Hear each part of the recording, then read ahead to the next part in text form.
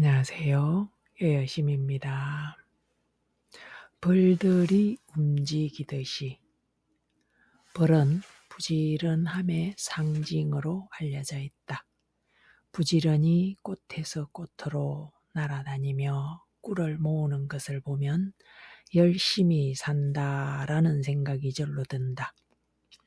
경전 속에도 부처님께서 벌을 통해 제자들에게 가르침을 주신 내용이 나온다. 그것은 열심히 일하여 재산을 불리라는 것이다. 이렇게 말하면 무소유를 말하는 불교에서 어찌 재산을 모으라고 가르칠까? 의아해하는 사람들이 있을 것이다. 무소유란 사실 집착을 하지 말라는 의미이지 아무것도 소유하지 말라는 말이 아니다. 아무것도 갖지 않으면 생존 자체가 위협을 받게 된다. 그것은 또 하나의 극단이다.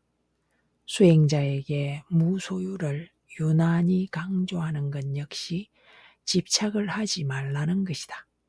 그래서 무소유보다는 소욕, 지족하라는 가르침이 경전에는 더 많이 나온다.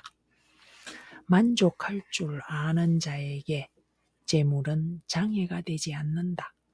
다만 만족할 줄 모르고 재물에 굶주려 있는 사람에게만 장애가 될 뿐이다. 부처님께서는 제자들에게 비난받을 만한 직업이나 바르지 못한 방법으로 취하는 것을 제외하고는 바른 방법으로 부지런히 일하여 부를 축적할 것을 가르치신다. 그 내용을 디가 니까야에서 다음과 같이 전하고 있다. 벌들이 움직이듯이 부지런히 재물을 모으면 개미집이 쌓아 올려지듯이 재물이 모여 쌓아집니다. 이처럼 재물을 모아서 제가자는 가문에 유익하게 사용합니다. 재물은 4등분으로 나누는 것이 좋습니다. 그 첫 번째 1등분은 재화를 즐기고 2등분은 일에 사용하고 마지막 1등분은 저축을 하여 여러 재난에 준비해야 합니다. 대비해야 합니다. 부처님께서는 재산을 4등분해서 사용할 것을 권하십니다. 하나는 그 첫 번째 1등분은 재산을 1등분은 재산으로 삶을 영위하는 것이다. 이것을 재화를 즐긴다라고 표현하고 있다. 여기에는 다양한 의미가 있는데 가족은 물론 보시와 어려운 사람을 도와주는 자선과 같은 행위도 포함된다. 그리고 위에서 두 개, 둘은 둘째와 셋째, 두 번째 조각과 세 번째 조각을 말하는 것으로 주석서에 따르면 농사와 상업에 사용하는 것으로 설명되고 있다. 그리고 마지막 한 조각은 4분의 1등분, 마지막 한 등분은 저축을 하여 여러 재난에 미리 대비해야 함을 말씀하신다. 요즘의 관점에서 볼 때에도 우리들이 반드시 마음에 새겨야 할 가르침이다. 삶을 영위하는 데는 다양한 방식으로 재화가 소요된다. 그렇기에 재화의 의미와 그 기능에 대한 바른 이해가 필요한 것이다. 재산을 모으기만 할 뿐 쓸 줄 모르는 사람이 있다.